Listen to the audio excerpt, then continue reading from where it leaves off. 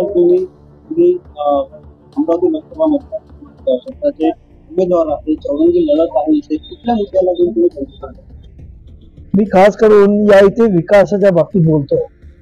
आजपर्यंत दुर्दैवानं अमरावतीचा जो विकास व्हायला पाहिजे होता तो झालेला नाही आणि फक्त धार्मिक आणि जातीय टेन्शन निर्माण करून धार्मिक भावनांना हात घालून त्या इथे इलेक्शन जिंकली जात आहेत आणि त्यामुळं धार्मिकते निर्माण झाल्यामुळं अशांतता असते. त्यामुळं कुठच्याही मोठ्या इंडस्ट्री यायला तयार नाहीत.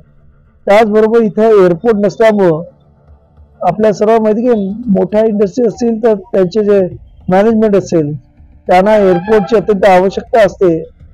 या इथं हा संत्र्यासाठी प्रसिद्ध असणारा हा जिल्हा आहे, परंतु आपण पाहिलं असेल एक तर एअरपोर्ट नाही त्यामुळे एक्सपोर्ट होत नाही आणि त्याचबरोबर या संत्र्यावरती प्रक्रिया करणारे छोटे मोठे कसले उद्योग नसल्यामुळं संत्रा उत्पादकांना जी आज किंमत मिळायला पाहिजे ती मिळत नाही.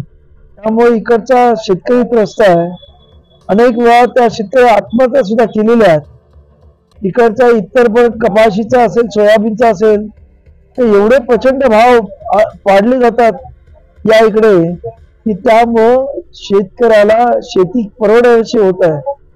तर या सर्व गोष्टीचा आणि त्याचबरोबर IT सेक्टर नाही येते जे अत्यंत गरजेचं आहे. माझ्या मते जर IT सेक्टर इथे झालं तर आज जी मुलं मुंबई पुणे औरंगाबाद नाशिक इथे जातात ती इकडे स्थानिक मुलं इथे कामाला लागतील. त्याचबरोबर ज्या स्मॉल स्केल इंडस्ट्रीज इथे आहेत MIDC मध्ये त्याच्यामध्ये 90% परप्रांतीय लोकांना घेण्यात आलेलं आहे. त्यामुळं स्थानिक लोकांना रोजगार नाही. त्यामुळे ह्या इथं बेरोजगारीचा प्रचंड प्रश्न आहे.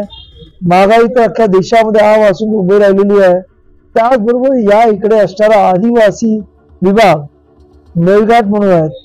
इथली परिस्थिती अत्यंत शोचनीय आहे की त्या तिथे ज्या पद्धतीनं म्हणजे दळणवळण नाही तिकडे शाळा म्हणजे वीटभट्टीवर शाळा भरवल्या जातात, काही ठिकाणी उघड्यावरती शाळा भरवल्या जातात. त्याचबरोबर आपण पाहिलं असेल की या मेळघाटामध्ये चिखलदरा नावाचं एक अत्यंत सुंदर असं पर्यटन स्थळ आहे, परंतु याने कशाही प्रकारचं डेव्हलप होऊ दिलं नाही.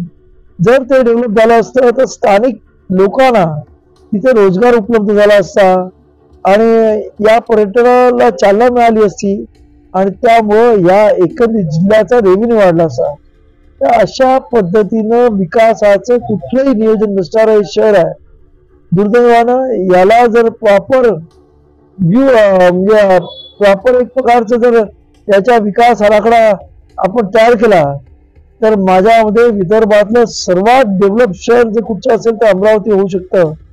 फक्त यासाठी इथे असणारा जो लोकप्रतिनिधी आहे तो योग्य पद्धतीने असावा आणि त्या दृष्टिकोनातून मी या इथे इलेक्शन लढवत आहे की अमरावतीचा विकास हेच माझं ध्येय आहे आणि त्यासाठी म्हणून माझा इथे प्रचार प्रसार चालू आहे आणि लोकांना तो आवडू लागलेला आहे.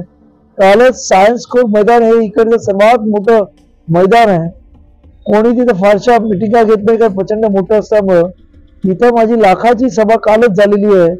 त्यातून लोकांनी एकंदरीत त्यांचा कौल दिला असं म्हटलं तर वागवं ठरणार नाही. बघा ही चौरंगी लढत आहे याबद्दल प्रश्न आहे. त्यामध्ये आंबेडकरांचे आज पूर्णपणे एक दिलाने एक संघ झालेले आहेत.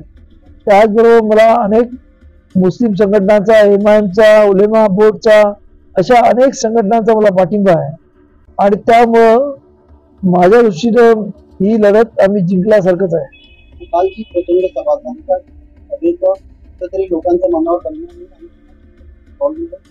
हो मला फक्त हेच नाही पण बहुतेक जे काही मंडळी आहेत ज्यांना असं वाटतं की या अमरावतीचा विकास व्हावा सर्व जाती धर्मातली ते मग इतर पक्षात पण आहेत, परंतु एक सुशिक्षित आणि याच्यामध्ये बीज नसलेला एखादा कोणीतरी या मतदारसंघाचा खासदार व्हावा अशी अपेक्षा असणारी इथे प्रचंड लोक आहेत आणि त्या सर्वांवर माझा विश्वास आहे आणि त्यामुळे जाती धर्म भेद याच्या पलीकडे जाऊन ही सर्व मंडळी वोटिंग करणार आहेत.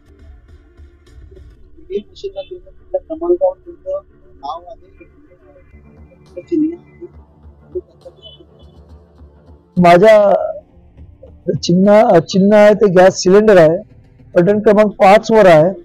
आणि माझं लोकांना आव्हान आहे, हे 5 क्रमांक अत्यंत महत्वाचा पंचशिलेचा हा 5 नंबर आहे. त्यामुळं या पंचशिलेवरती आपलं संविधान सुद्धा आधारित आहे. त्यामुळे लोकांनी या 5 नंबर वरती असणाऱ्या बटनाला दाबून खऱ्या अर्थानं संविधानाला आपण पाठिंबा देतोय, अशा पद्धतीनं स्वतःला लोकांनी प्रोजेक्ट करावं, दाखवावं, शिवाजी सर्वांना विनंती आहे.